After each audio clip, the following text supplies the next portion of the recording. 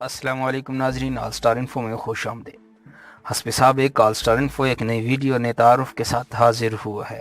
آج کی ویڈیو میں آپ کو تعارف کرایا جائے گا فیاض الحسن چوہان کا، جو اپنے آپ کو کپتان کا کھلاڑی سمجھتے ہیں۔ مختلف ادوار میں مختلف عہدے ان کے پاس رہے اور ہمیشہ میڈیا کی زینت بنتے رہے مختلف واقعات کی وجہ سے۔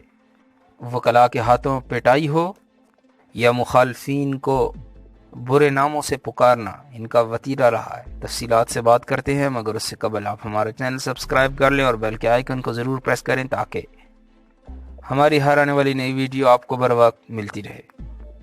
فیاض الحسن چوہان 21 مئی 1970 کو لاہور سے تعلق رکھنے والے گجر قبیلے کے ایک چوہان فیملی میں پیدا ہوئے۔ آپ کا گھرانہ مذہبی ٹائپ کا تھا، جس کی وجہ سے آپ کے ذہنیت بھی مذہبی تھی۔ آپ کی تعلیم کی بات کی جائے تو آپ نے یونیورسٹی آف پنجاب سے اکنامکس میں ماسٹر کی ڈگری حاصل کی۔ اس کے علاوہ پروفیشن کے لحاظ سے آپ سافٹ ویئر انجینئر ہیں۔ اسلامی جمعیت طلبہ کے ساتھ آپ سیاست میں انٹری دی۔ بول چال میں مہارت کے باعث آپ کو اسپوکس مین کا درجہ ملتا رہا۔ آپ جب بھی بات کرتے تو آپ کی بات کو بڑے پیمانے پہ سنا جاتا۔ اس کا وجہ بہترین انتخاب تھا یا بد زبانی، جو بھی تھا آپ کی یہ بات کو سنا جاتا اور مخالفین آپ کی زبان سے ہمیشہ پریشان رہتے تھے۔ قومی سیاست میں آپ نے تب انٹری دی جبکہ ملکی سطح پر افغانستان میں حملے کے خلاف پاکستان کے اندر ایک اتحاد MMA وجود میں آیا۔ قاضی حسین احمد اور مولانا فضل الرحمان جس کی قیادت کر رہے تھے۔ فیاض الحسن چوہان نے PP14 راولپنڈی سے MMA کے ٹکٹ پر الیکشن لڑا، 13,738 ووٹ لے کر کامیابی حاصل کی اور آپ نے پاکستان پیپلز پارٹی کے امیدوار کو شکست دی۔ ان 5 سالوں میں جب آپ قومی اسمبلی کے ممبر رہے، آپ standing committee on social welfare, women development اور بیت المال کے چیئرپرسن رہے۔ اس کے ساتھ ساتھ ریونیو ریلیف اینڈ کنسولیڈیشن کے اسٹینڈنگ کمیٹی کے ممبر بھی رہے۔ 2008 میں آپ نے پاکستان مسلم لیگ کیو کا ٹکٹ لیا اور الیکشن میں چھلانگ لگا دی، لیکن بری طرح ناکام ہوئے۔ صرف 4,000 ووٹ ملے۔ آپ کو حنیف عباسی نے شکست دی۔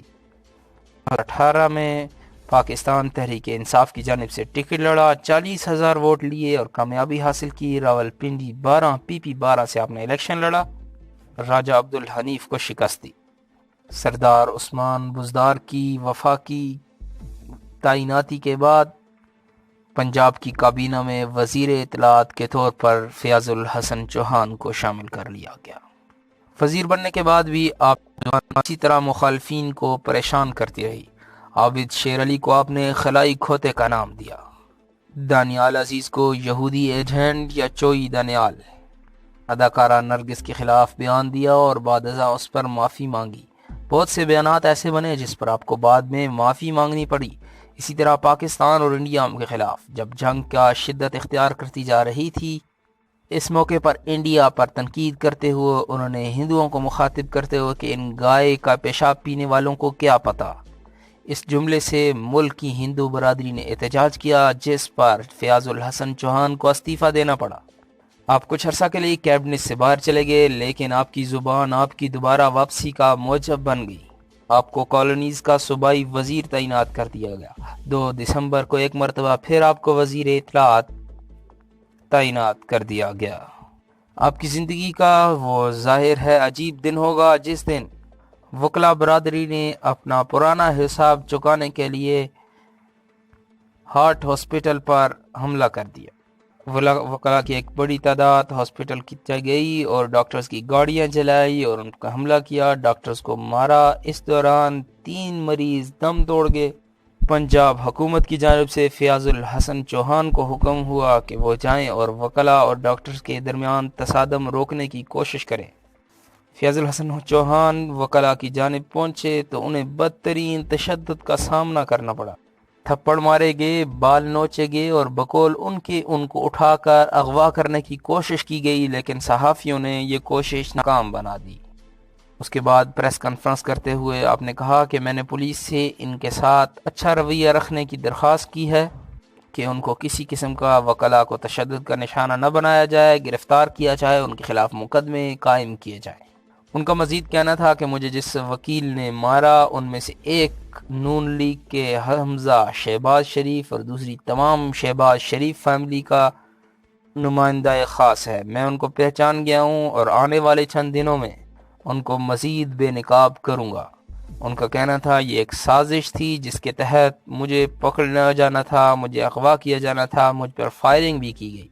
اسلامی جمعیت طلبہ کا پلیٹ فارم استعمال کرتے ہوئے MMA اور پاکستان مسلم لیگ کیو سے PTI تک کا سفر کرنے والے فیاض الحسن چوہان آگے کس کشتی کے مسافر ہوں گے یہ کوئی نہیں بتا سکتا۔ ہر چڑھتے سورج کو سلام کرنے والوں کے لیے کوئی بھی حد ہوا نہیں کرتی۔ آج کی ویڈیو کے بارے میں اپنا خیال کمنٹ بار میں ضرور لکھیے گا۔ اللہ حافظ۔